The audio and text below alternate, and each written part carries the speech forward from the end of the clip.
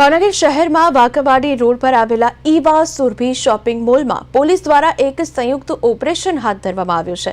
આ ઓપરેશનમાં Nilambag police, Ghogha road police અને એન્ટી હ્યુમન ટ્રાફિકિંગ યુનિટની ટીમો સામેલ હતી। પોલીસ ટીમોએ શોપિંગ મોલમાં આવેલા સ્પા સેન્ટરો પર રેડ પાડીને સઘન ચેકિંગ હાથ ધર્યું હતું। તો આ સ્પા સેન્ટરોની આડમાં ગેરકાયદેસર પ્રવૃત્તિઓ ચાલતી હોવાની બાતમીને આધારે પોલીસે કુલ 3 સ્પા સેન્ટરોમાં તપાસ હાથ ધરી હતી। પોલીસે આશરે 8 થી 10 જેટલા ઈસમોની અટકાયત પણ કરી લીધી છે। પોલીસ દ્વારા 9 જેટલી મહિલાઓને મુક્ત કરવામાં આવી છે। પોલીસે ઘટના સ્થળેથી રોકડ રકમ સહિતનો મુદ્દામાલ કબજે કર્યો છે। આ સમગ્ર મામલે પોલીસે ગુનો નોંધીને આગળની કાર્યવાહી હાથ ધરી છે। તો ભાવનગરમાં પોલીસ દ્વારા રેડ કરવામાં આવી છે। તો ભાવનગરમાં પોલીસ દ્વારા સ્પા સેન્ટરોમાં આ રેડ કરવામાં આવી, જેમાં ગેરકાયદે પ્રવૃત્તિનો પર્દાફાશ થયો છે। આ સાથે યુવતીઓને પણ મુક્ત કરવામાં આવી છે। પોલીસે મુદ્દા માલ પણ કબજે કરી લીધો છે અને હાલ વધુ તપાસ ચાલી રહી છે। તો દ્રશ્યમાં જોઈ શકાય છે કેટલાક લોકો સ્પામાંથી ઝડપાયા છે। આ સાથે યુવતીઓને પણ મુક્ત કરવામાં આવી છે।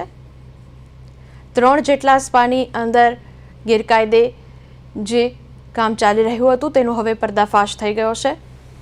તો પોલીસે આ સંયુક્ત ઓપરેશન હાથ ધર્યું હતું। તો ભાવનગરમાં પોલીસ દ્વારા સ્પા સેન્ટરોમાં રેડ કરવામાં આવી। તો સંવાદદાતા અલ્પેશ આપણી સાથે જોડાયા છે। અલ્પેશ, જણાવશો, ભાવનગરની અંદર સ્પાની અંદર રેડ કરવામાં આવી, 3 જેટલા સ્પાની અંદર આ રેડ કરવામાં આવી હતી, શું છે અપડેટ?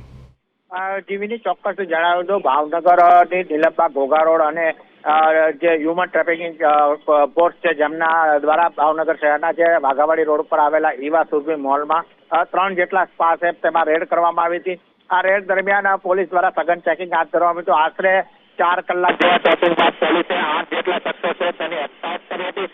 જ્યારે જે સ્પા છે તેમાંથી 9 જેટલા મહિલાઓ છે તેને મુક્ત કર્યા હતા।